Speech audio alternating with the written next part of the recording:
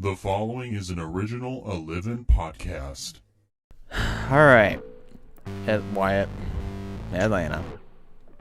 You can tell I don't have as much energy in my voice is because this weekend was... And I didn't really, unfortunately, watch a lot of it because of doing some personal stuff, which we'll get to that in a minute. You probably see a different scenery if you're watching on YouTube. Yeah. But yeah, I just really was kind of like just under the impression of just let's get this weekend over with, so we just move on to COTA, because I'm way more excited for COTA than I was for Atlanta, for obvious reasons, and we're gonna go over them right now. Welcome to the 32nd edition of GTN. As always, I'm Elijah Leonard, your host, co-host Wyatt Walker, half focused over there on the left, and Stapleton, we have no clue where he is. Oh, he will be joining in a minute or two. I just now got that message, so he will be here shortly. In a minute or two, because he put probably in his text of, yeah, I'll join. Probably, which usually for him, it varies towards, it usually just leans towards, he's probably not going to join because he's going to be recording his NR series, most likely, which is fine, but it's also kind of like, well, you know, you're here. Hello.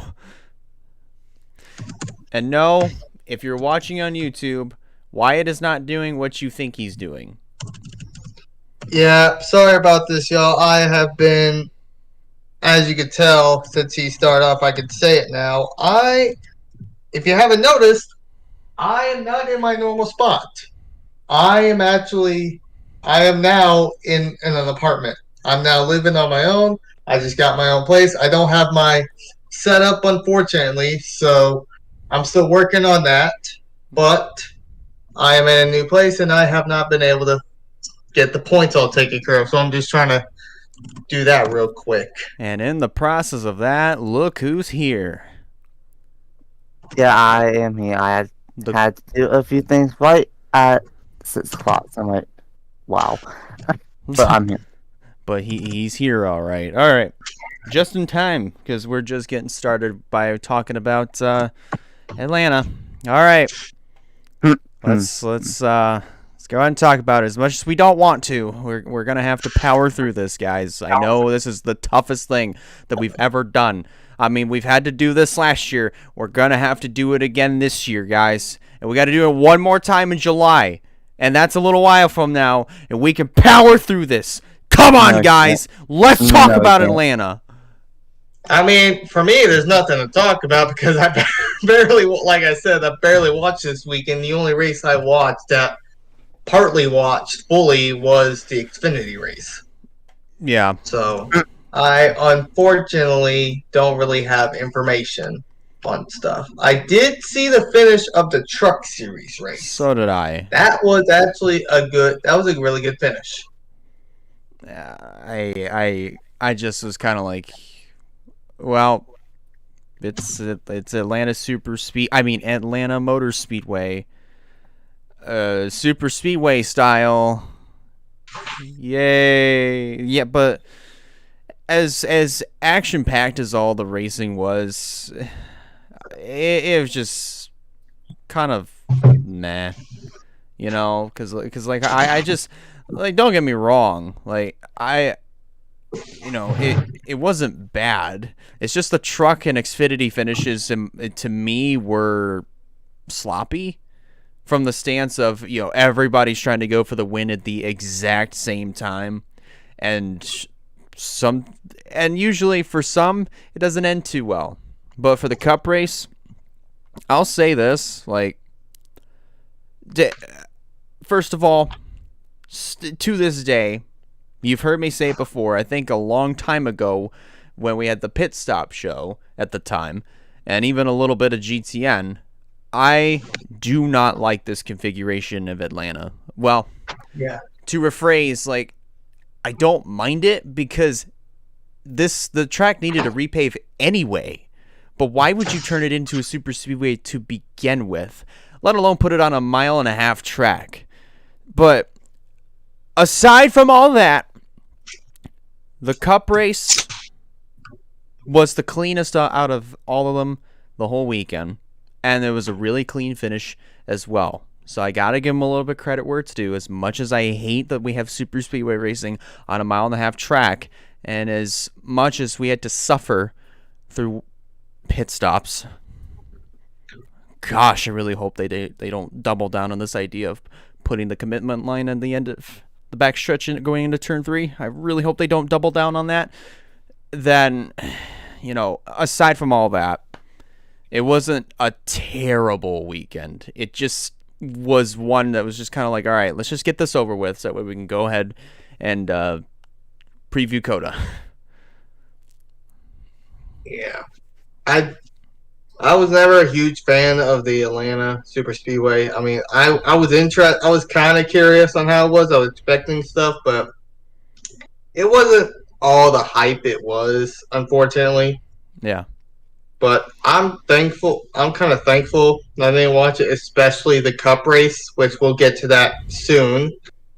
Let's not look at Elijah at the moment. Let's not look at him because I don't need to look at that real quick. Yeah, definitely going to block him out. But I got everything all set up on my end. So, Stapleton, you got anything to say about the race before we go to the finishes? More particularly about the weekend.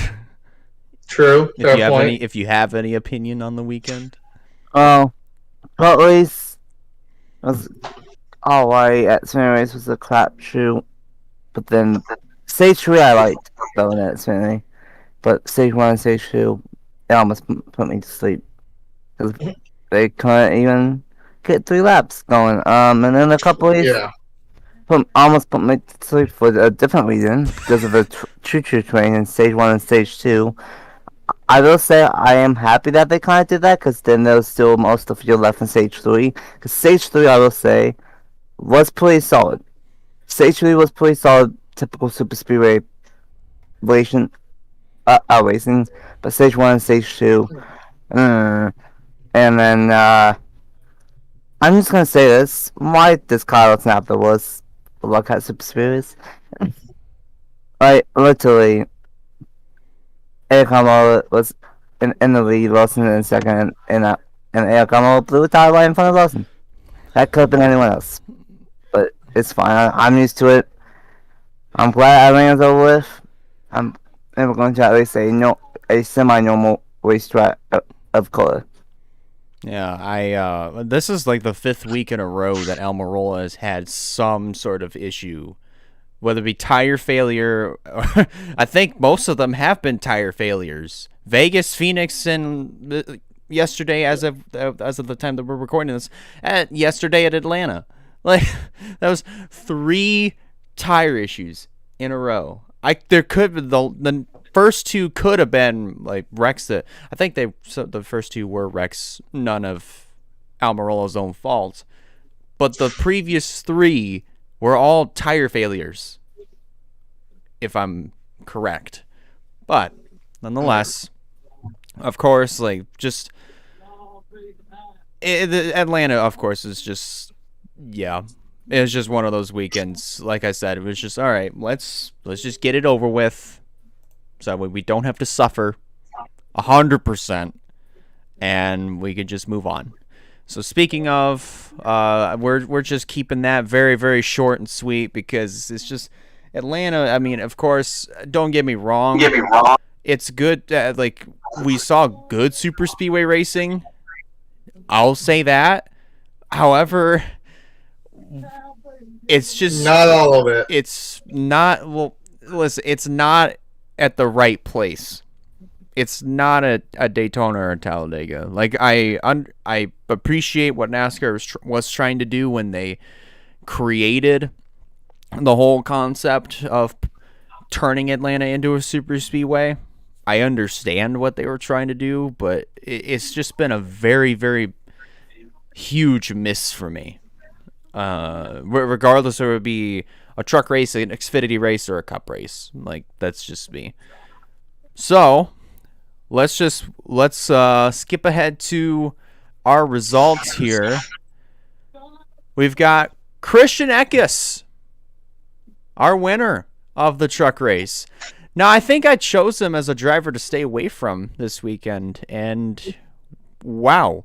I think we might be seeing a trend here of some people's drivers to stay away from being a winner. Here's what I gotta say on like him winning. This is the first win for that team. Yeah. Drew McAnally Racing. This is their first win. They've been trying to get wins all this time. They're a pretty fast team. I'd say they're at least a B plus. I'd say A minus now since they won.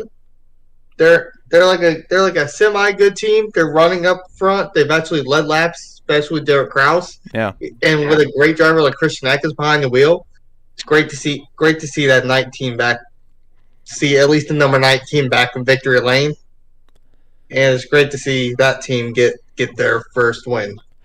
Well, here's another driver I think we might have our eyes on. Yes, it was a super speedway, but if he makes, depending on his future starts, where he starts, I think he'll actually be somebody that we're gonna watch. Nicholas Sanchez, finishing in the second position.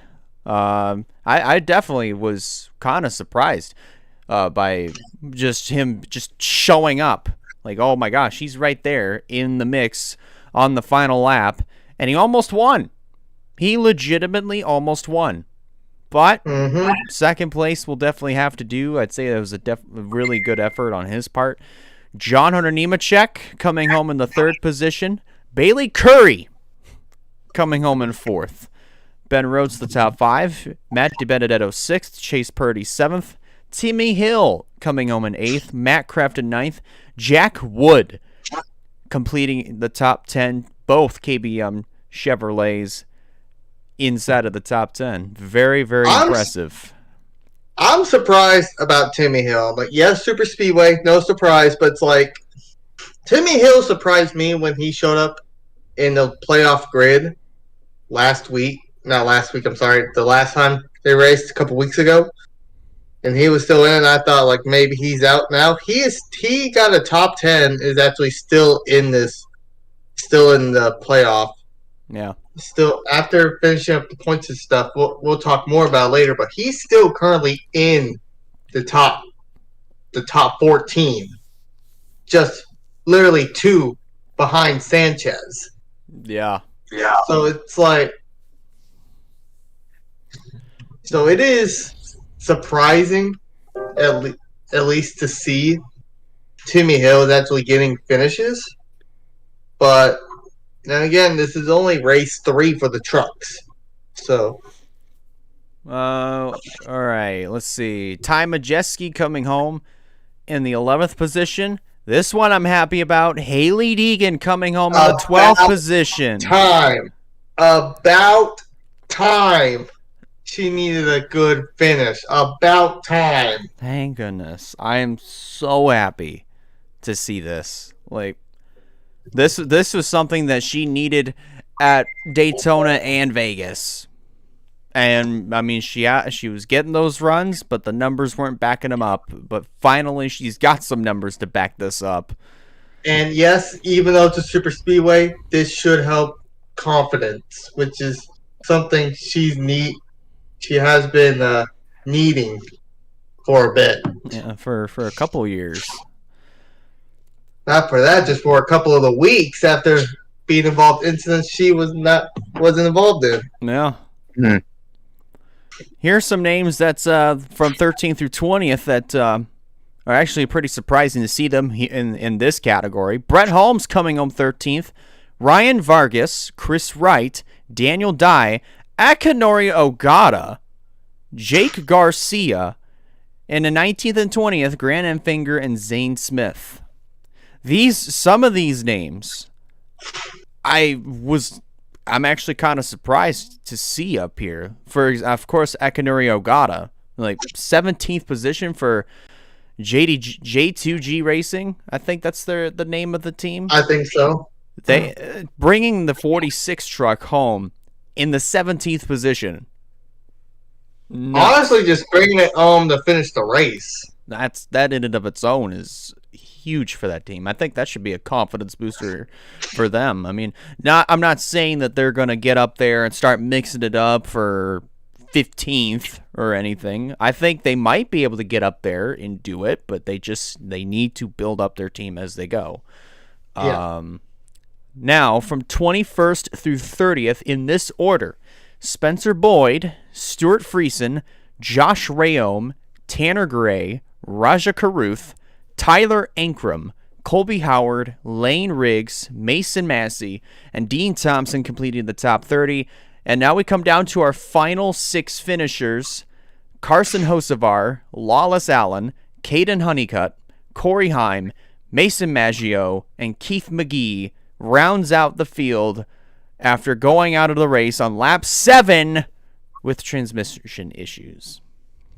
Can we just come back and just talk about one driver? What's going on with Stuart Friesen? This is not normal Friesen.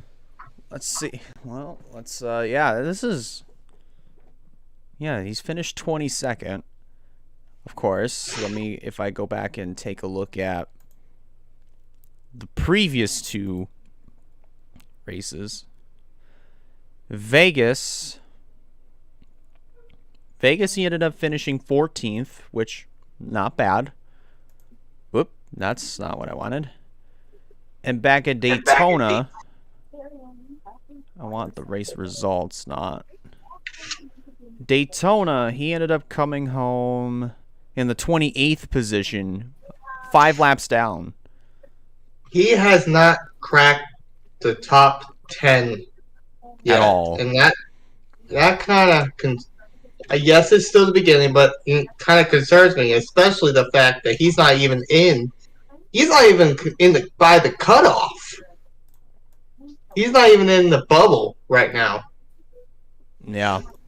Which is so that is very, very, very troublesome for Stuart Friesen, because that team for the last few years has just been absolutely I wouldn't say unbeatable, but they've been right there the whole for the last 5-6 years, the 4, 5, 6 years that they've been around as a team. So of course it is very concerning to see them, I mean, especially at the very beginning stages of the year, have this kind of slump where you don't finish as, better than 14th position, but your worst finish is just inside of the top 30, like the very bottom of the top 30. And that is very concerning. What do you think, Stapleton?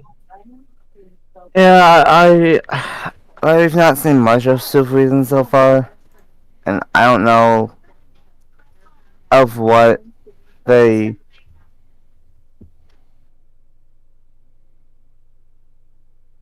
Oh, still there? I think he muted himself, but I was like, wait, what? Oh, give it a few minutes, see if he comes back. Yeah, I think he might have. I think his attention was demanded. Well, while we're waiting for him, all right. Oh, there he is. We didn't have to wait too long. I know. But Friesen, let's see on what he can do, because it's not been it's not been the best success for him, that's for sure. Yeah. All right. So now we move on over to our Xfinity results. Come on, Wyatt. Let it out. Let it out. You look like you were about to sneeze. No, I wasn't. I actually wasn't. I thought you were about to have me do this one. Oh, I thought you were going to sneeze. No, I wasn't. No, I wasn't going to sneeze. From what I saw, I wasn't fully paying attention with it, but from what I heard, the racing was pretty good. Austin Hill and Parker Klingerman dominated the race. Oh, look at that. 103 laps for Austin Hill. Who else did you say dominated?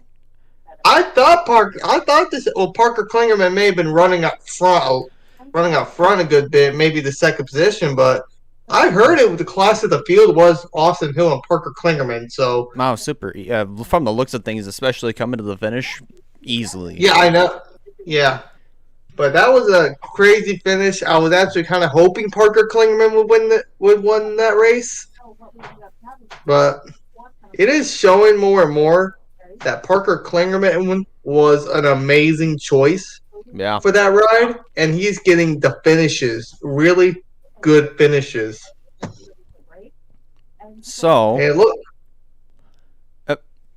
My bad. Sorry. And looking at this too, Ryan Truex is actually showing he's worth something in the 19 because that's another great finish for Ryan Truex. So, to go through these finishing results, of course, we have Austin Hill the winner. Yes, if you saw me smiling, I will address it here in just a moment. Daniel Hemrick coming over into the second position. Ryan Truex third. Kligerman fourth. Riley Herbst completed the top 5. Brett Moffitt coming home in the 6th position for, I think that's AM Racing, Austin Wayne Self's team. Nice job. Josh Berry coming home in 7th. Nemechek 8th. John Hunter Nemechek to clarify. Sam Air 9th. Justin Haley, ironically enough, in car number 10, comes home in P10. From First time back in the Xfinity Series. Well, since Daytona this year. Exactly. But from positions 11th through 20th, in this order, Ryan Sieg, Cole Custer, Brendan Poole, Anthony Alfredo, not too bad for him, Jeremy Clements, Jeb Burton, Sammy Smith, Patrick Emmerling, Brandon Jones, and Gray Galding completing the top 20. From 21st through 30th in this order, it is Sheldon Creed, Blaine Perkins, Ryan Ellis, Chad Chastain, Joe Graff Jr., Kyle Sieg, Parker Retzloff, Chandler Smith, Justin Allgaier, and Connor Mosack completed the top 30. And then from positions 31st through 38th, the final 8 finishers. Don't mind the dogs in the background. They're just barking at a leaf. Even though there's no leaves, they're probably barking at a branch. I already got Connor Mosack, sorry. But Sage Karam, Josh Williams, which we'll talk about him in a second as well. Kyle Weatherman, Jeffrey Earnhardt, Kaz Gralla, Garrett Smithley, Joey Gase, and Cesar Baccarella in car number 66, who rounds out the field after wrecking with Joey Gase on lap uno. Now, first things first, let's talk about Josh Williams. Are you right now? He is the most popular guy right now. First and foremost, what does he get parked for? It's like So for context, what it is that he was caught up in a wreck, and they put bear bond on his car, but it was a cold day, so that bear bond flew off. So NASCAR decided to park him for extending the caution. So Josh Williams, not Josh Berry, but Josh Williams, in, I guess you want to say, protest, parks the car right on top of the start-finish line of the front stretch. He gets out of his car, and he walks to the infield. The penalty will be determined tomorrow as we're recording this, which will be yesterday when this gets posted. But in other news, Hamlin chimed in saying he will pay for the fee. Yeah. So we'll talk about Hamlin here pretty soon as well, because oh boy, we probably got some stuff on that little appeal there. But anyways, continuing on. I do have something to say about Josh Williams. That was the highlight of the weekend. I don't care anything that happened in the races. That was the highlight of the weekend. 100%. I think it was a BS call, but NASCAR's gonna do NASCAR things. Williams is gonna get penalized. Penalized. I don't want them to get penalized because if anything, NASCAR should penalize themselves for the BS call. But that's just me. Josh Reynolds is amazing. That's all I'm gonna say. He's definitely going to be very popular for a while. All right. Oh yeah. So now for the Cup race, the finishing results for that one. Cover your ears, Wyatt. Joey Logano, of course, is the winner. Brad Keselowski. Brad Keselowski. Now, I honestly thought he was going to have this in the bag. He was doing everything right all the way up until the last lap. But Logano pretty much had the car to beat. He had the car to beat. Penske was also the team to beat. Sure, Ryan Blaney, Austin Cindric didn't get finish right behind Logano, but they pretty much were glued to his ass the whole race. And let me just say, I am not happy with Bell because he was the one that shoved the guy to the lead. and you should not be happy with Bell either. Because the only reason that Logano won was because of Bell. Thanks, Bell. Yeah. Thanks, Bell. And Stapleton, I'm going to kick your butt. I'm just saying the obvious. No. I'm kicking your butt. Oh. Wait, what? Hold on. He sent me a picture of me on Snap. Wow. He also sent a picture of me. Wow, you picked of the perfect time to. Did you not? I don't think you can see mine all that. Look at that. If you're watching this on YouTube, this is exactly what Stapleton got of the both of us. Oh man! But if you're listening on Spotify, be sure to watch this on YouTube as well because, oh my gosh! I know, random as all heck. I know. Random. So random, man. But that's me. All right. Anyways, I saw the replay. I'm not all that happy about it. I am happy Bell got a good finish. Yeah. I am happy about that. That does prove. Also, Stapleton, check your Snap. But other than that, well, here's another guy we could be happy for. Corey LaJoie just got his best finish. A career best 4th place. That I was happy with. There we go. Yeah, I had a feeling he was going to do good, and that was a good choice to pick him as a dark horse. I knew he was going to do good, and he's been on a roll lately. Yeah, I even picked him as a driver to win. Sure, he didn't get the win, but I personally would call him a winner in my book. Man, career best finish. He monstered his way to the front of the field. No pun intended. Speaking of monster, yes, he didn't carry it as his primary sponsor for this weekend, but Tyler Reddick, let's give a little bit of props to him for a moment. He wasn't feeling well that day. He was excused from his driver's meeting. John Hunter Nemechek was on standby if he felt that he could not go the entire distance. And look at that. He powers through and finishes inside of the top 5. Which is really good. And he's been also needing a good run as well. Absolutely. Some of his finishes was not all the best either, and get him another top 5 really helps him out. I think that's 2 top 5s in a row for work, and for me, it's pretty much well known at this point that my 3 favorites are Bell, Reddick, and Lawson. Lawson crashed out, but Bell and Reddick both got top 5s, so you know what? I will take it, and I will say I did like that certainly scheme. I'm a sucker when it comes to purple schemes. I like that scheme a lot. That I'm happy that it managed to stay clean to the end. But great one for Tyler and Bell and Corey LaJoie and Brad. And Denny Hamlin finishing in the 6th position. Now let's touch on Hamlin for just a moment. We'll do it again here after we go over the results. Have you seen this clip floating around of somebody recording Keselowski after getting out of his car, running to the porta potties? Yeah. Hamlin eventually comes in. He opens up the porta potty door that Brad's in, and he's like, "Oh shoot!" Smells like Hawaiian rolls in there, man. I saw that. And that was actually kind of funny. Ryan Blaney finishing in 7th. Eric Jones. Now, let's touch on Eric Jones for a second. Have you seen the in-car car footage floating around about the overtime finish? Well, not the overtime finish, but his final lap.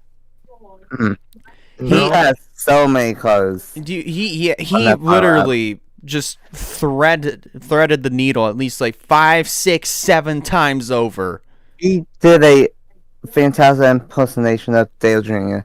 at speedways, just way through the field. He pulled a 2010 Dale Jr. right there, hit the 500. And I'm convinced that lately, especially over the last couple of years, Eric Jones is a very underrated super speedway racer. Oh yeah, 100%. Jinx. And he proved it with that last lap challenge on Sunday. Now, as much as I absolutely pour a bunch of turds on this guy, as much as I call him a silver spoon, I have to give him a little bit of credit where it's due. Ty Gibbs coming home in the 9th position. Following right behind him, Kyle Busch, who actually was involved in a wreck in some capacity, had little to no damage on his car. He comes home in the 10th position. Not bad. Not bad at all. Now, from positions 11th through 20th, in this order, Austin Cindric, Noah Gragson, good finish for him. Ross Chastain. Good finish for both the rookies. Absolutely. Ross Chastain, 13th. Alex Bowman, Todd Gilliland. AJ Allmendinger, ironically enough, in car number 16, comes home at P16. Ricky Stenhouse Jr., Josh Berry, another good finish for him, 18th position. Car number 19 finishes in P19. Martin Truex Jr. and Austin Dillon completing the top 20. From positions 21st through 30th in this order, Michael McDowell, Justin Haley, Ty Dillon. Hey, Ty Dillon's got himself a better finish this weekend. Let's go. He actually finished 23rd. Look at that. Look at that. All right. I think that's his best finish of the year thus far. Chase Briscoe, 24th. Then it's Cody Ware, J.J. Yeley, Bubba Wallace, Ryan Preece, Daniel Suarez, Eric Almirola completing the top 30. And then the final 6 finishers, Kyle Larson, William Byron, Kevin Harvick, Harrison Burton, Chris Buescher, and B.J. McLeod rounding out the field in the 36th position. This is some heavy hitters that got involved, and also some surprises on some of these as well. Kyle. Sorry. The biased Kyle Larson fan in Stapleton right there, just coming out and muting himself. While he's doing that, let me go.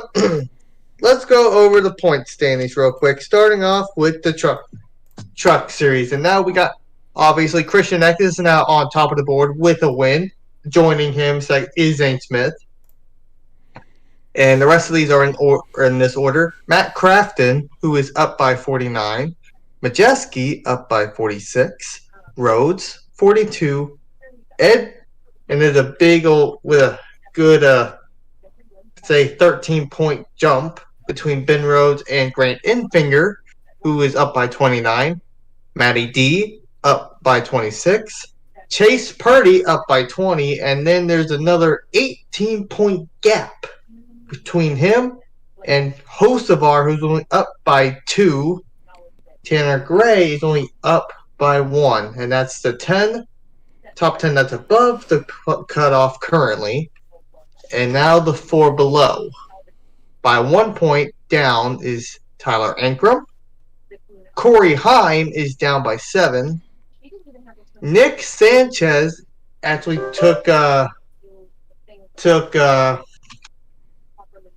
Colby Howard's spot in that third below, and now he's only 11 back. And Timmy Hill is still in this cutoff, 13 points back. Man. He was actually 29 last week. Or last time. He was 29. He bumped up about half. That's insane. I know. Impressive. Now we get to the Xfinity Series where Austin Hill is now a three-time winner this year. Should we talk about him being a potential championship threat already? I'd say he's a favorite. He's a favorite. He has he's easily 3 a favorite. wins out of the 5 races. Yeah. Austin Hill's the next Justin Haley at Spears and Xfinity. He's just so damn good.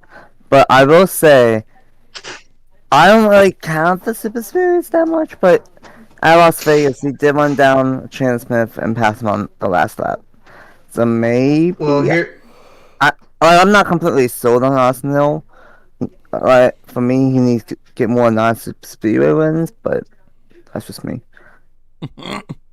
My thing on that is Austin Hill, I know he's a good he's a good driver, and he's able to finish good at other tracks. He's finished good at Phoenix. He's actually finished second at Auto Club, I think. Yeah. I think he finished second at Auto Club. Second or third, but he's still pretty good. And don't forget, y'all, next week, he's good at road courses. So. Apparently. Apparently. But continuing on, John Nemechek still second with his win. Sammy Smith still third with his win. And now the points. Here's a huge jump right here. Riley Herbst is fourth right now, but he's up by 79. He is, if I'm doing my math correctly, 29 behind Chandler Smith, who's 48. There's a big old jump between Herbst and Chandler Smith there. Yeah. Then you got Justin Allgaier, 41st. Sam Mayer, 33. Josh Berry, 25. Cole Custer, 24. Hemrick, 22. Hammer. Klingerman, 19. And Sheldon Creed, 14. And that is the top 12. Now we move to the cutoff where Brett Moffitt is still first out. And he's been first out for a good little bit now. Mm-hmm. Out by 14. Ryan Sieg out by 17.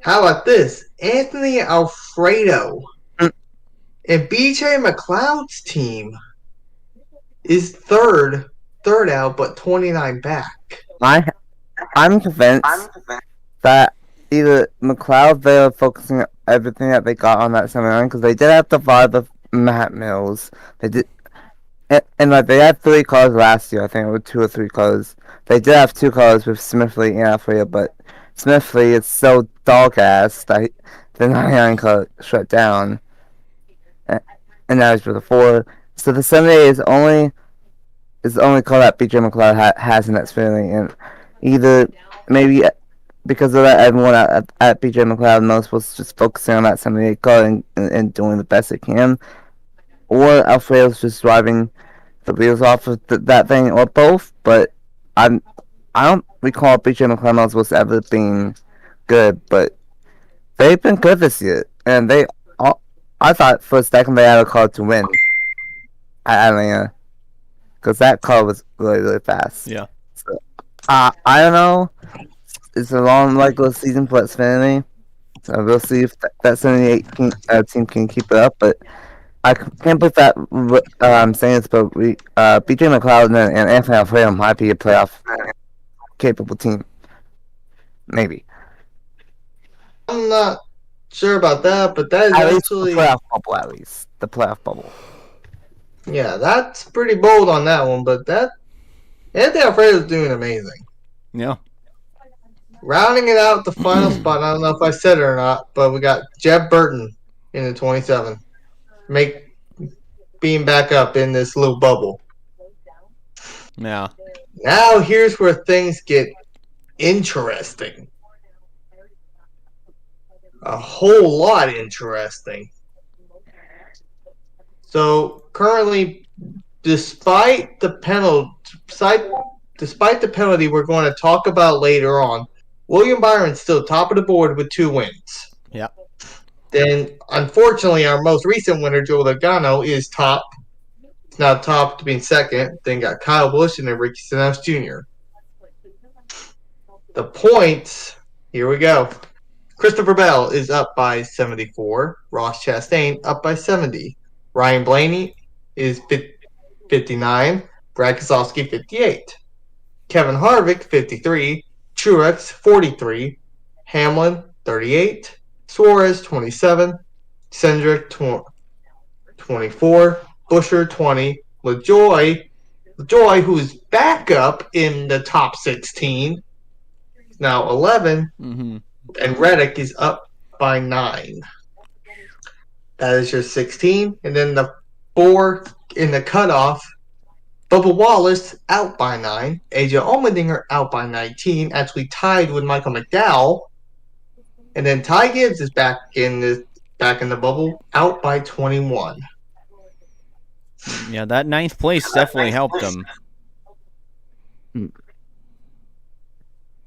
Yeah, it helped. I think it helped Corey LaJoy.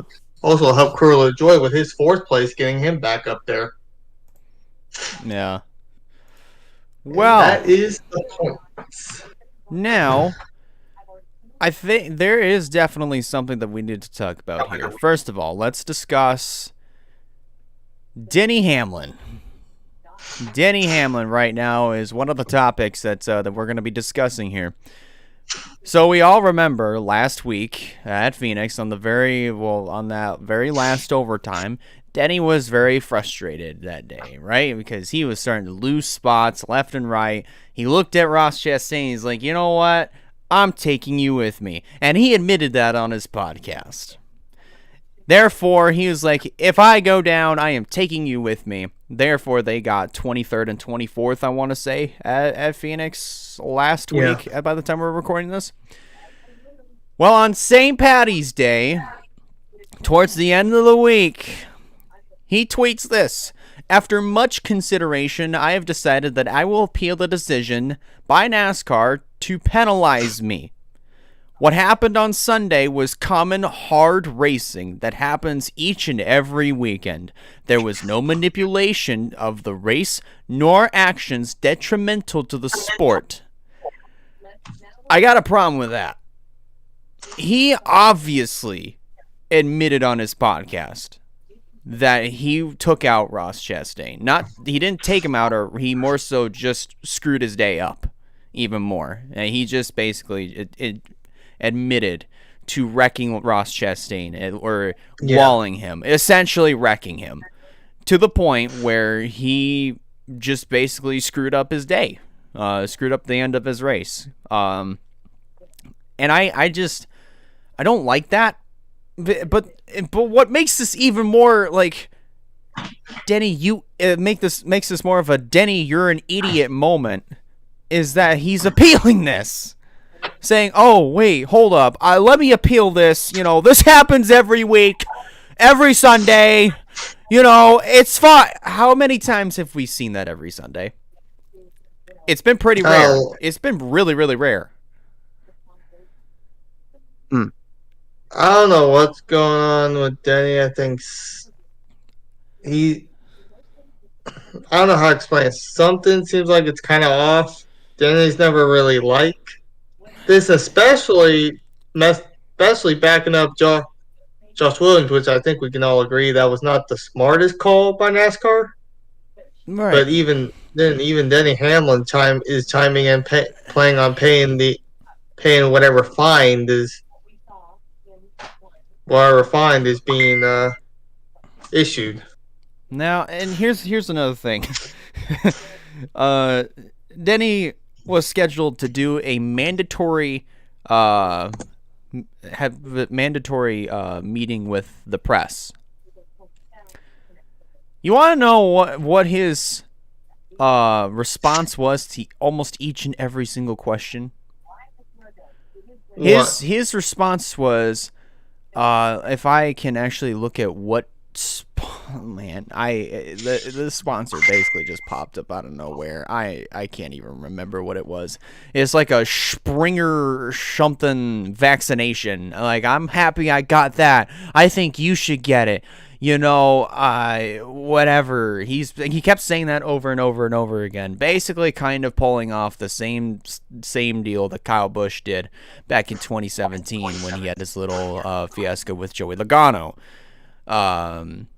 Newsflash, Denny, you're 6 years too late, buddy. You're not Kyle Busch. You will never be Kyle Busch. You will never be able to mimic the exact same type of actions or have the exact same type of impact as he did back 6 years ago with that exact same move that you tried to pull.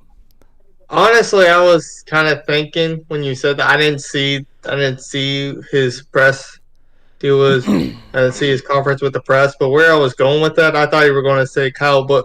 I thought you were doing the Kyle Busch 2019 when he only just said. So when he kept doing his like one-liners. Oh, his one-liner, and they were essentially one-liners, but it wasn't like Denny was like dragging. He didn't want to be there. Yeah, he wasn't doing any of that. He was just he's kind of like, yeah, okay, cool, I'm here. Just let's do this. But the thing is with Denny is Denny. Don't get me wrong. He's Denny Hamlin. As we figured out over the years, he's a good and bad driver all at the same time. He's a smartass and a dumbass all at the same time. He is the king of pit road speeding penalties. More so, pit road penalties altogether. He's the king of that. Let's establish that. Denny is just a very, very odd character in the garage area. And that's a good and bad thing all at the same time. And so for me, there are days and weeks where I don't mind Denny Hamlin. But then there are also days and weeks where I hate his guts.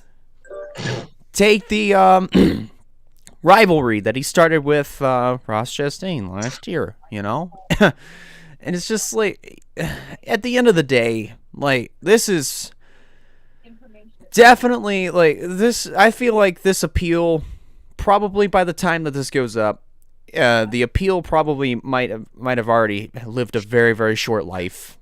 We'll see what happens, but at the end of the day, I don't think this should have been a very appealable offense at all.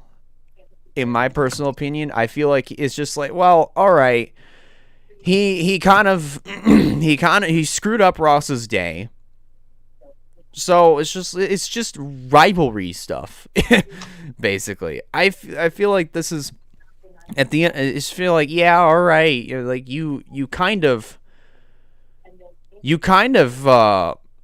almost did manipulate the race by trying to take out somebody that you just looked at and just decided, you know what, I'm taking you with me, all because you just were having a very frustrating day and losing spots left and right. He very well could have manipulated the results because of that. But, he doesn't see it that way, and he's going to appeal it because, it's Denny Hamlin. He is a smartass and a dumbass, all bundled up into one person. A good and bad driver all bundled up into one person. What do you guys think? Denny Hamlin's an interesting character. I like his podcast. I will say that, like, Hamlin, I've had moments where I like him, and then I've had moments where I don't like him. But most of the time, I typically hate Hamlin. Not anywhere close to Kyle Busch. To be fair, the only person I've only hated was Kyle Busch and Matt Mills. But he's not an NASCAR anymore. But I think Wyatt's. Sorry about that. Wrong button. She hit the wrong button. Imagine.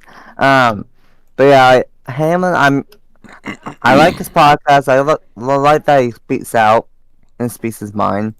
I like that. But with this whole Ross Chastain and Hamlin rivalry, I really wish it would have ended like at Phoenix, like even in 2022, not here with 2023. But that's been the case. I'm kind of over it, but it is what it is. For Hamlin, I don't know. Like I saw a thing from a step today before we record this, and there goes Wyatt. And I think he's still gonna. And like what a step kind of said was that if he wins the appeal, then maybe the points might go away, but the fine might get bigger. I don't really know for sure, but like I don't know. Hamlin, like I'm not. That's like in my opinion, like I know it is on Hamlin's podcast, but literally his podcast is called Action Detrimental. Like, yeah, I just I don't know. I just don't know. Yeah. That's just, I don't know, man. At the end of the day, like, he purposefully screwed up Ross's day, and he doesn't see it as, oh, that could have been, that could have almost manipulated the results from the standpoint of that could have screwed up a lot of other people's days, because we've all seen the restarts. People were going about 10 wide through 1 and 2. That's exaggerated. Don't fact check me on that, because I know they don't go 10 wide going on those restarts. They very well could if they wanted to, but they won't do it because it's not as wide as people think that it is. At the end of the day, I mean, that's aside from all that, that's just how it.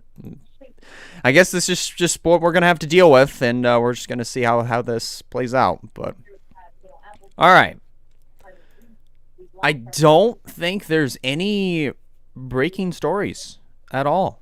At least I don't think so. No. There is a good story. North Wilkesboro.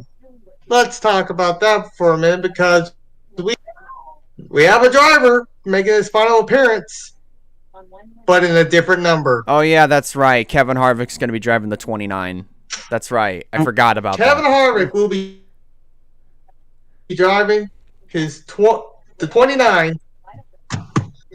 Harvick will be driving the 29 for the final time, and this was his idea, and he got both RCR and Stewart Haas agree. So this will be amazing to see. Like the 49 back and North Wilkesboro one last time. That's big, and I think that's really good. And I cannot. That honestly is really, really cool, and I'm happy to see that. Especially since this is Harvick's final season. He's pretty much given a lot when he was with RCR, and I'm really happy. And also same for SHR. I think it's a really good combo, and can't wait to see that car on track. Here's another thing I want to talk about.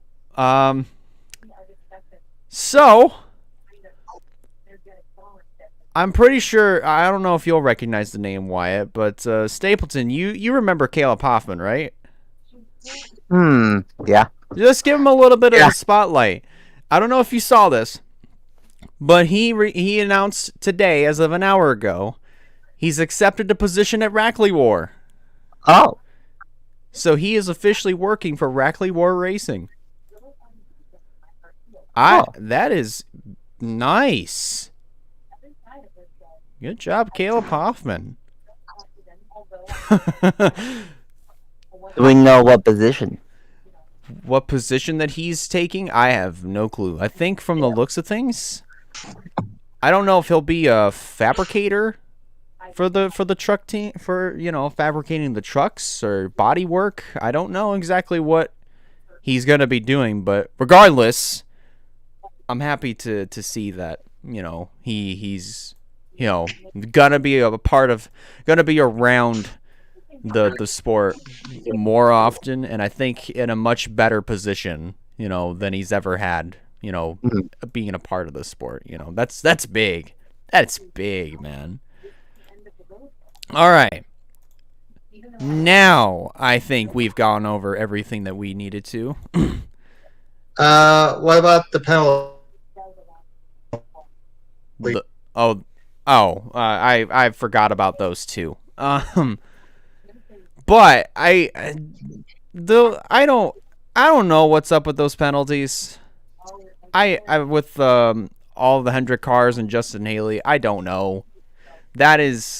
That penalty just kind of came up out of the blue because it's just that was out of just nowhere. I don't have anything to say about the penalty because I never really dove into the why they got penalized over a specified part of the car that was not supposed to be modified and apparently was modified in the very, very slightest amount. I don't have much an opinion over that, but it's just how it is. I don't know what to say. Justin Haley got caught with that too. Yeah. Well, do you guys got opinions on that? Come on. Oh. But it kind of screws up Hendrick on that because now every single one of their drivers, every single one of them, are out. Who has 2 wins?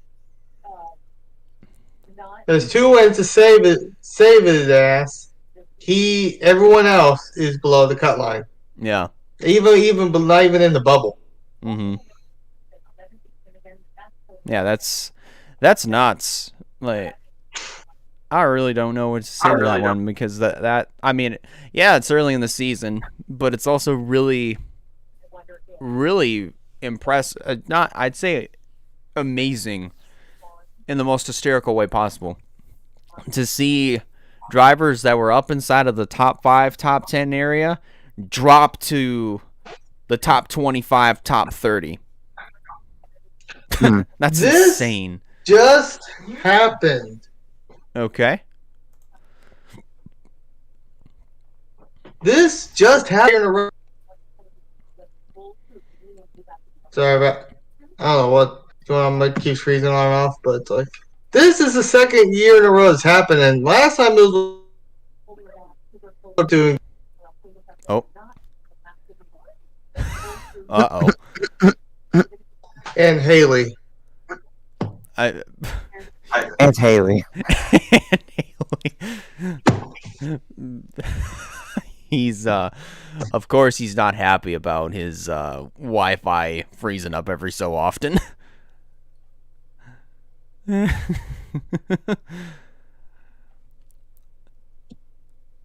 right, let's see if he can reset it.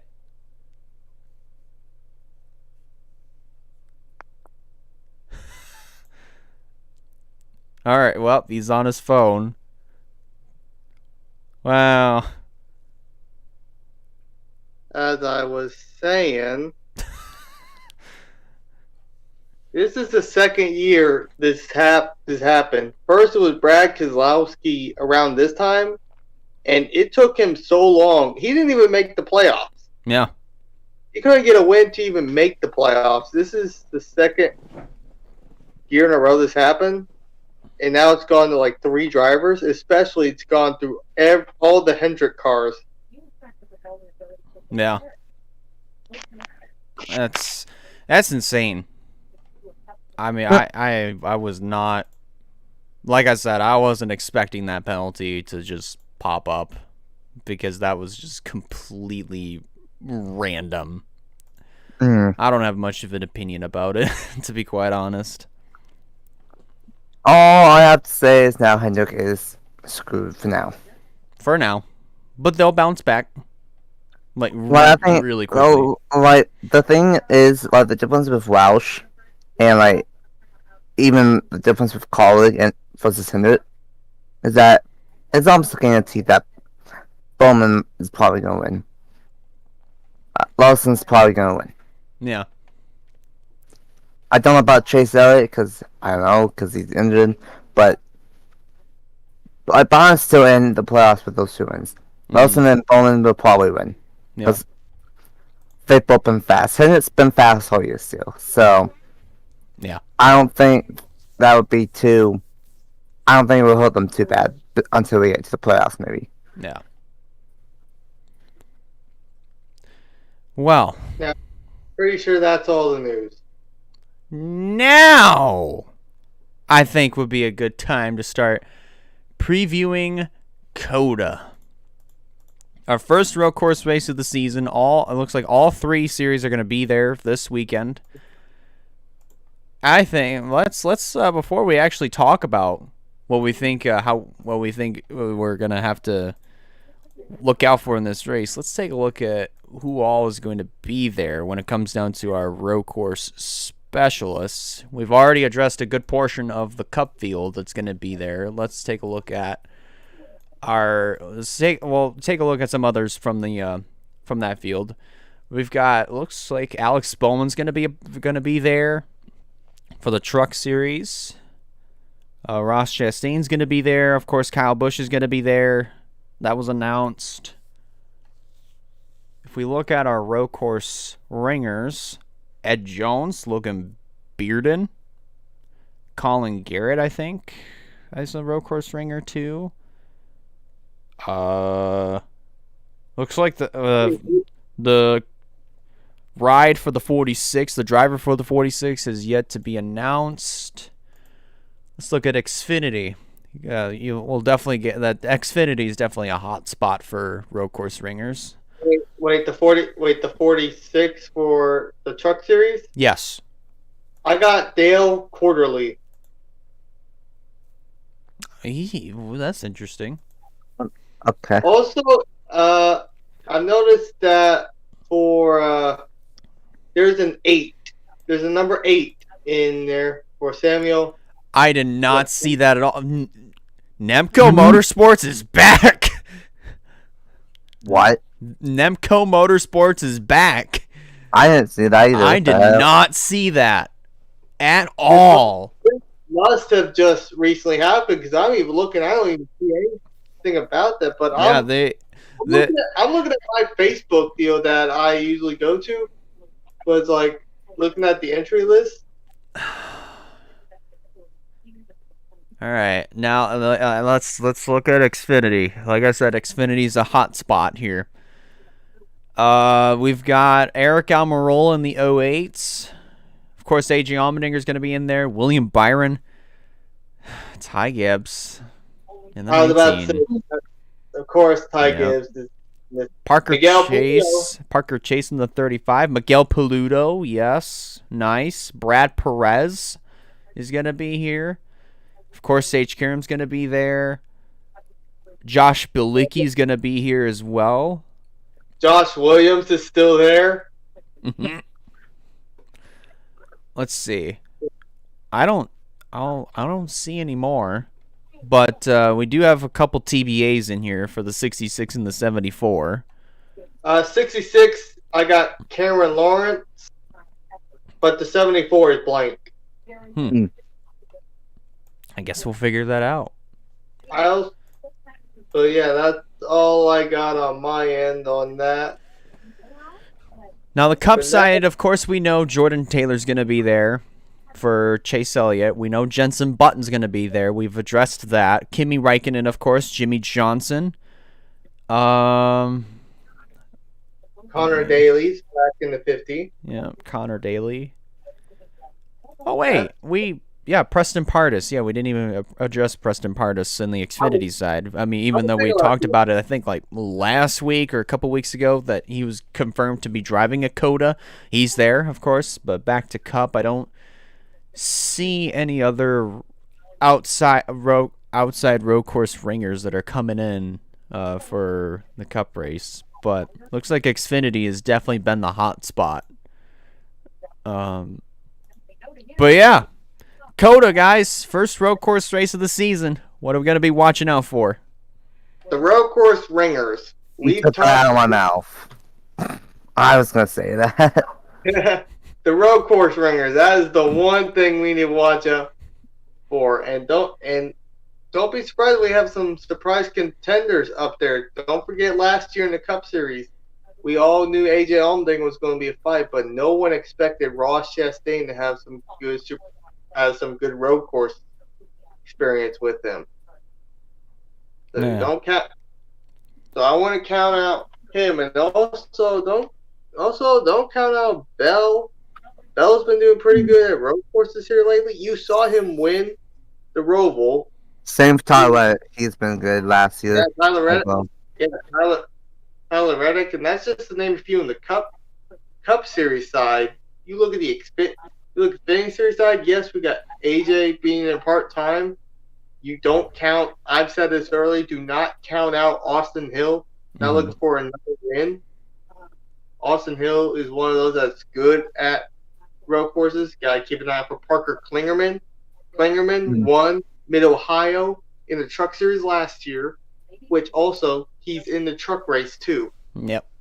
So you gotta keep an eye on some of these road course ringers, especially ones like Alex Bowman in the Truck Series, looking for some seat time. Also William Byron. Mm-hmm.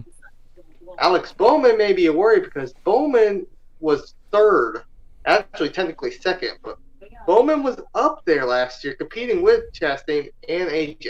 Yeah. So. All right. Mr. Poppleton, how about you? Same thing? Yeah. Wyatt took it. But yeah, I'm at Cybercore.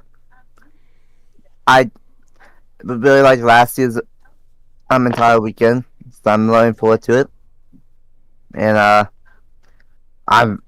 let's say I'm looking forward to this weekend more than what I did for Atlanta Super Speedway last weekend. So yeah, I'm excited. All right. So now I think it's time. Let's go on over to our predictions. So, like I said, first road course race of the season. If you're brand new to our show, we give you a driver who we think is going to win. Pretty self-explanatory. Driver to stay away from is a driver that hasn't been doing well the last couple of weeks, or just coming up to a track where they suck at. Dark horse is the exact opposites, and this is definitely going to be a really interesting because with some of these other guys that might have some good road course experience or not. Yes, I know what you're doing, Wyatt, and this is not 100% funny, but it's definitely going to be. Predictions are definitely going to be very, very hit or miss. I'll say that for sure. So, without further ado, we're going to skip over Mr. Chin Scratcher here and say, Stapleton, you're up first. Let's see here, boys. Go COTA. My driver to stay away from. Well, I think it might be a crap show, but I'm gonna say. I'm gonna say Dean Thompson's gonna be my driver to stay away from. For the second week in a row. Ow.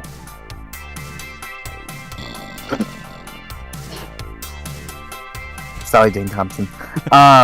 He must really just have it out for you, Dean. Just like he has it out for Matt Mills. I was about to say, it must be the other drivers that drive a 5 car that's not Larson. I forgot that I picked him last week. Whoops. I'm keeping it, but I'm sorry, Dean Thompson. This will be the last time, I promise. He think they're going after all the drivers with the number 5, so Larson's probably screwed too. I mean, the honest that that Lawson was gonna be my driver to stay away from, and he ended up crashing. So, yeah. My dark horse. I'm gonna go with a little bit of a shock here, but he's good at road courses. He did a cup start on the road course and did pretty good. I'm gonna say my dark horse is gonna be Kaz Koala. Alright. Pretty good road course racer. Might see him outperform that one truck, and might have a really good shot at the win. All right.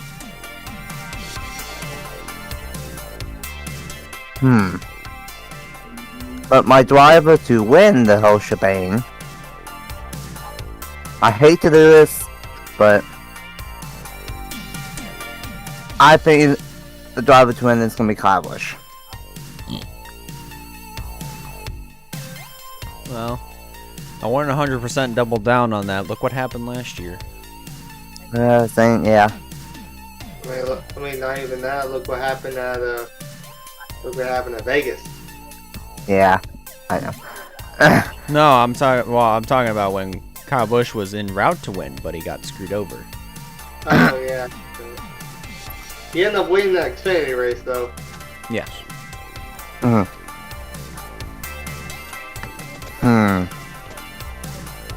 Here we go. That's 20. There's so many contenders. But I tell you, it's not a contender here this weekend, and I am so sorry to the man. But my driver to stay away from is gonna be Eric Almirola. And that's finally one. That's SS Green White car, and it's a Chevy, not a Ford. At least according to the entry list, it's a Chevy, not a Ford. So they don't have a alliance anymore with Duras, even if it's for Duras drivers. And Eric's just not been fast in the Cup this year. I think that might translate to Xfinity, unfortunately.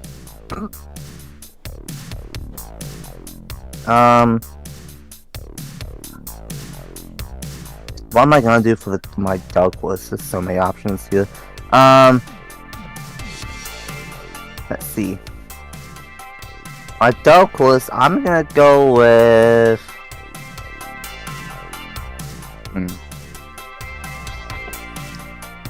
Parker Klickman's gonna be my dark horse. Interesting. And then my driver to get the victory. A lot like Trucks is the cup leech, and it's gonna be a cup leech. I think AJ Allman is gonna win. Not bad. No, I'd say that's actually a pretty solid one to double down on. And oh boy, Cup. And oh boy, There's no Chase Elliott, so he's not in the field. That takes one heavy hitter out, but we do have some more heavy hitters. My driver to stay away from.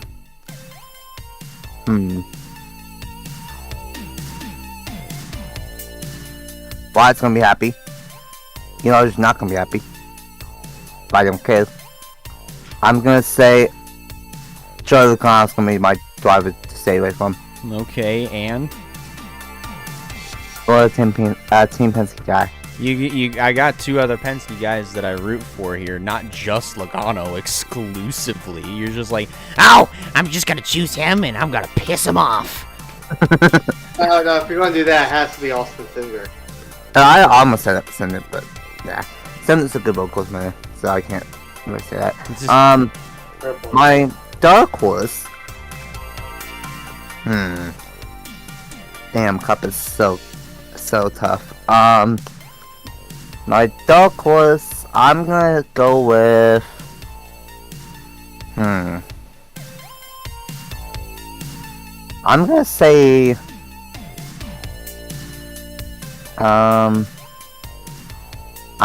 Screw it. I'm gonna say.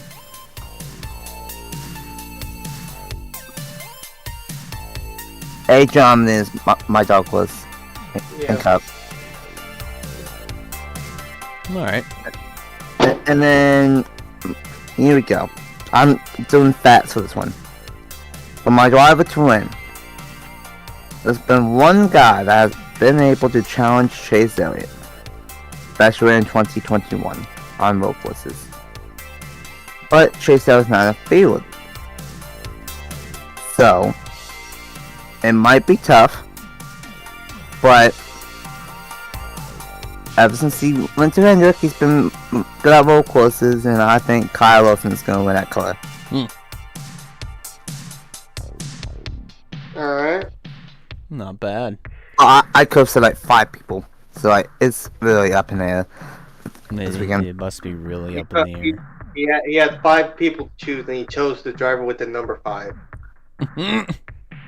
I'm just going on stats here. If you drive a 5 car and your name's not Kyle Larson, you're going on Nathan Stapleton's driver to stay away from list. Hit Matt Mills and Dean Thompson. I'm gonna surprise you next time. Next time I'm gonna pick Dean Thompson to win somehow.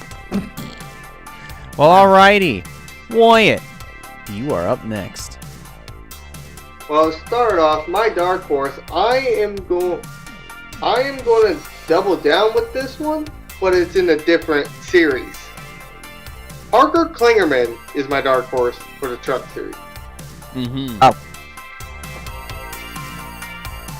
My driver stay away from. I hate to do this to him, but he is not doing good. His finishes aren't showing his best. I'm giving it to Stuart Friesen. Yeah.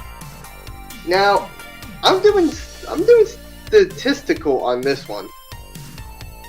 My driver to win is Zane Smith. Yeah. Last 2 years, Front Row has won. First with Todd Gilliland, then backed it up with Zane Smith. I think that was his second. Yeah, it was his second win. Of last year, yeah. Of that year, yeah. So they're doing something right at that track, and I think that's going to follow again. So I'm going with Zane Smith. All right. Not bad. For the Xfinity series, and this is where I'm doubling down again. Parker Klingerman's going to have another great race in Xfinity, and he's going to be my dark horse again. I don't think we've had this happen, like two the same dark horses. Maybe? Or I have. I don't remember, but yeah, Parker Klingerman's not only my dark horse for the truck series, he's my dark horse for the Cup series. Not Cup, Xfinity series. Oh, yep. All right, we're putting that in. Yep, put that in. Yeah, put that in. My driver to stay away from an Xfinity series.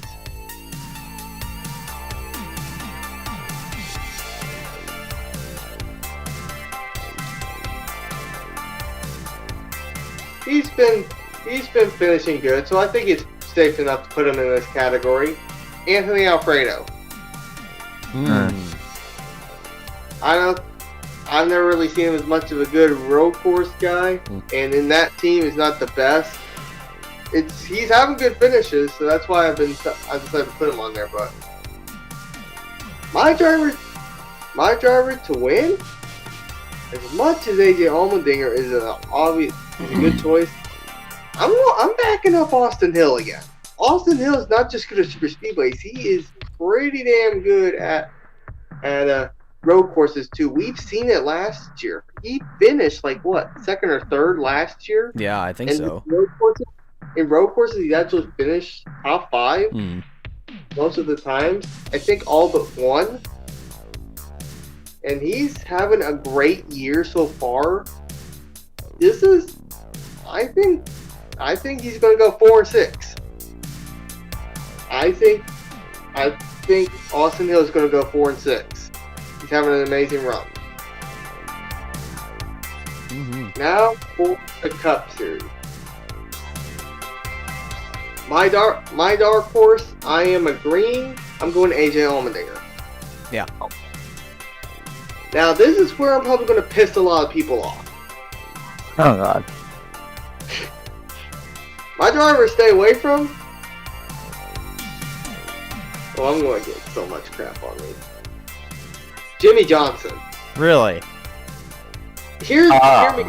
First off, Jimmy Johnson. Yes, he drove the Gen 7 at Daytona. That was a super speedway. He has never actually raced this car at like a road course or anything, and he's still not as experienced as he was before. I don't see him being the same Jimmy Johnson we know before. Well, especially with this new car and the team he's in. Yes, it's a good team, but it's not the best. I just don't really see much of Jimmy Johnson this time. I'm also gonna say that even though yes, different car, different team, you gotta remember that he's also raced on, like, when he was part-time in IndyCar at the time, when he was also full-time last year, and also part-time the year before. A lot of his starts were on road courses. Yeah, that is a good point. So really, and they were all different forms of road courses as well, not just a Watkins Glen or a Sonoma.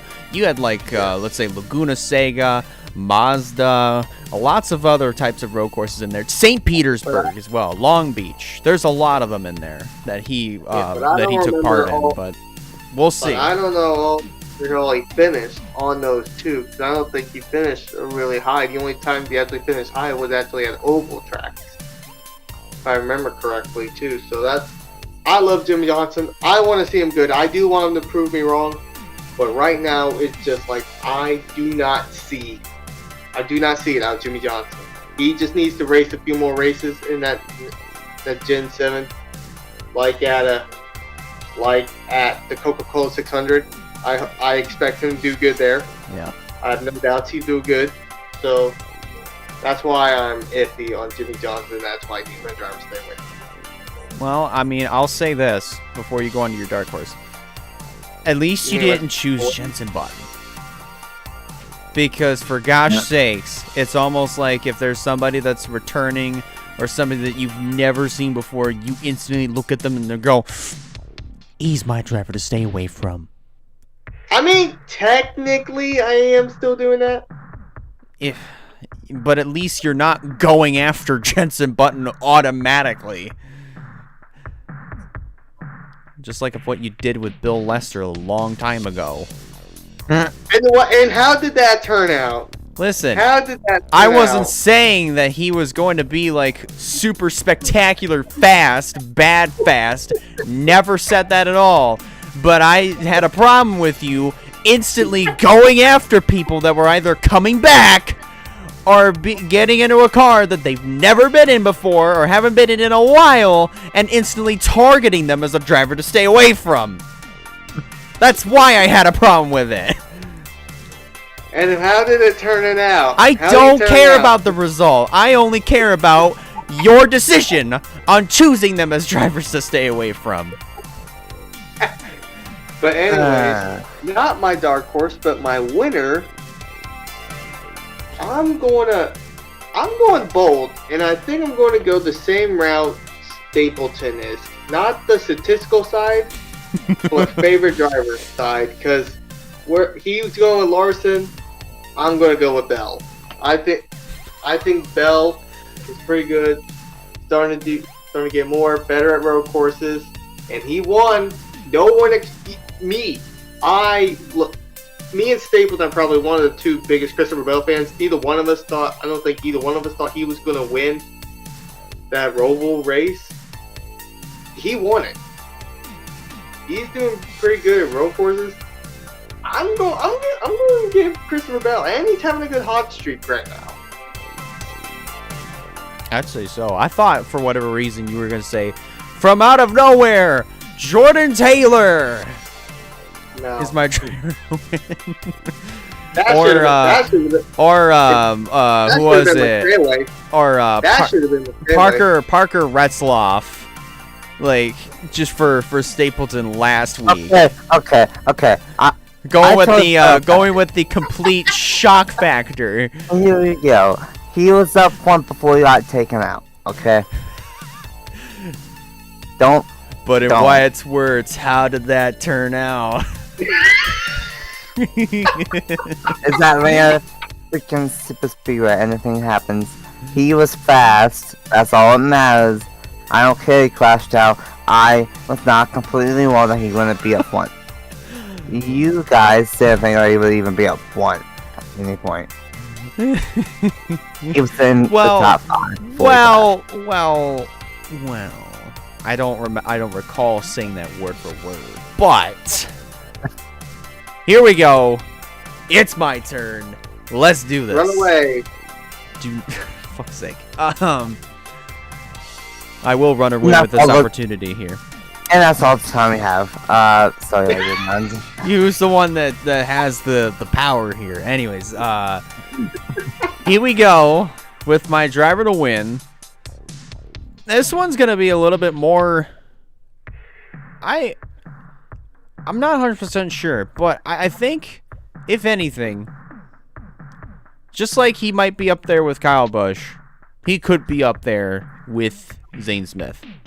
I think between these two, in particular, I'm definitely gonna go with the Cup guys in here. I'm gonna say Ross Chastain might be a driver to win. Yeah. Because as we know, he is no stranger to Nice Motorsports. He is definitely no stranger to COTA whatsoever. Take a look at last year, as we alluded to in our predictions. I definitely think that since he is definitely pulling, I think he is pulling triple duty this year, correct, for this weekend? Yeah, I actually think I saw him. Maybe? Let me go back, because I don't actually know. Wait, I don't see him in the Xfinity I don't think entry he's list. correct, But, nonetheless, whether it be double duty or triple duty, right now, as far as we know, it's only double duty.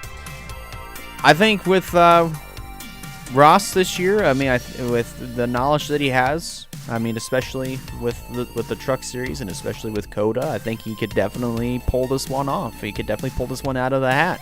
Who knows? Maybe in the similar fashion as when Kyle Busch and Alex Bowman kind of got booted out of the way by Zane Smith for the win, essentially, but last year. Driver to stay away from. I really hate to.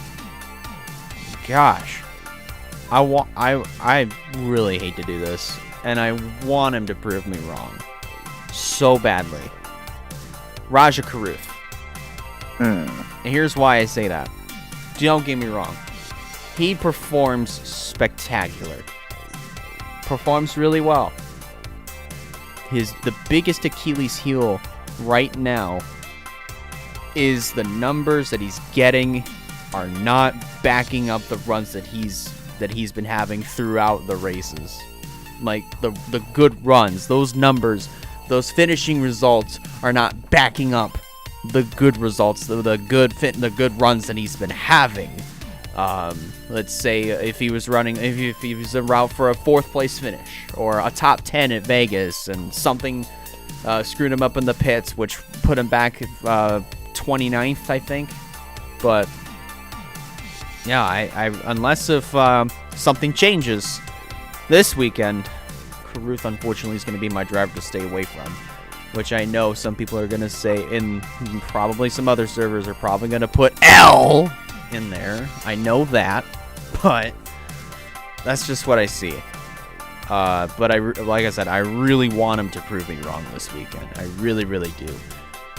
My dark horse is going to be Zane Smith. I don't think it's going to be 3 in a row this year, but I also could be wrong as well. But I still think that Front Row Motorsports on their truck program, I think they're still going to have themselves a pretty good run. For who knows? Maybe they might win. But they also might not do as well as they would like. Probably a top 5 or a top 10 definitely could be in their future. Now for the Xfinity Series, we're definitely running a little bit tight on time because I do have a live stream to do in another 15 minutes.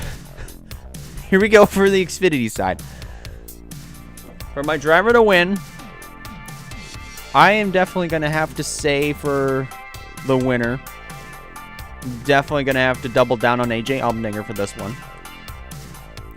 Driver to stay away from, Ty Gibbs. Nope, just kidding. Not going to do that. Because he's easily going to prove me wrong. Driver to stay away from, I think I'm going to have to go ahead and say Riley Herbst. It's going to be my driver to stay away from. I don't know how well he's, like, I haven't been watching him close enough to know how well he does on road courses. So, you know, but my dark horse, on the other hand, I think I'm going to say, I might go a little bit bold on this one and say Miguel Paludo is my dark horse for this weekend. Good. I mean, I'd say he's a pretty good road course ringer. He's definitely done pretty well in all the previous starts that he's had with Junior Motorsports in the last couple of years. So, Miguel Paludo, my dark horse. And now for the main event, the Echo Park Automotive Grand Prix for the Cup Series. Driver to win. This one's going to be interesting. I'm going to say, since you guys are going with your favorite drivers, I think I'm going to go from a driver with my favorite team. Ryan Blaney, I think, will be a driver to win. Oh. I thought you were going to say Austin Cindric. I really thought you were saying Cindric. Because let's face it, like, don't get me wrong. Cindric does have speed, but Blaney has had a lot of speed at a place like COTA before. Last year, sat on the pole. He was up front for a good portion of the event. I think Blaney could have what it takes to win this year. Now, driver to stay away from, on the other hand, Ty Gibbs. Wow. Now, this one I am going to double down on. Ty Gibbs. My dark horse. Now, I am going to say, for my dark horse, we could have seen something from this guy.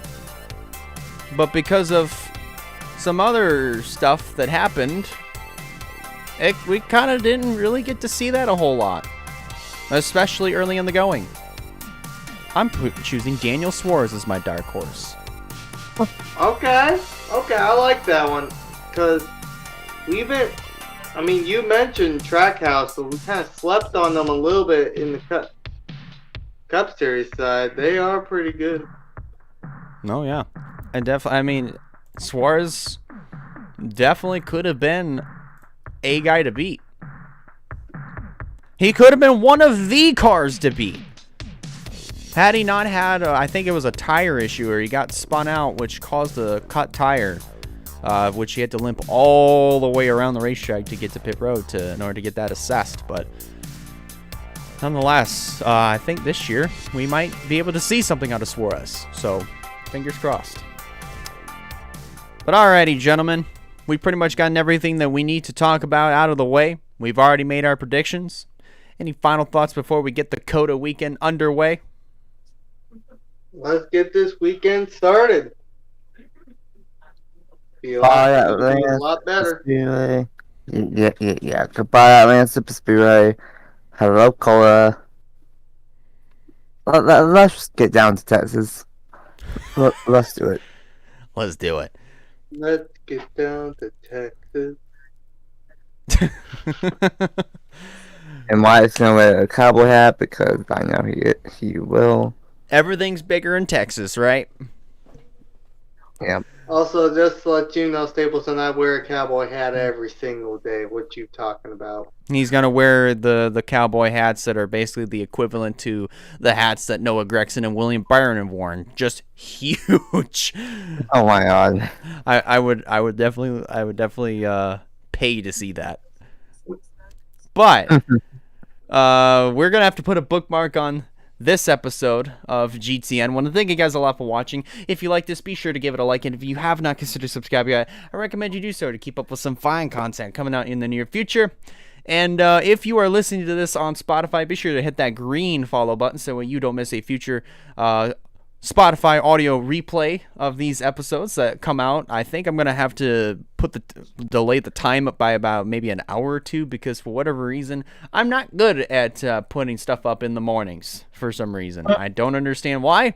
My brain just works like that. But anyways, thank you guys a lot for watching. Thank you for listening as well. And on behalf of Wyatt Walker and Nathan Stapleton, I'm Elijah Leonard signing out, and we'll see you in the next one. See ya. All right.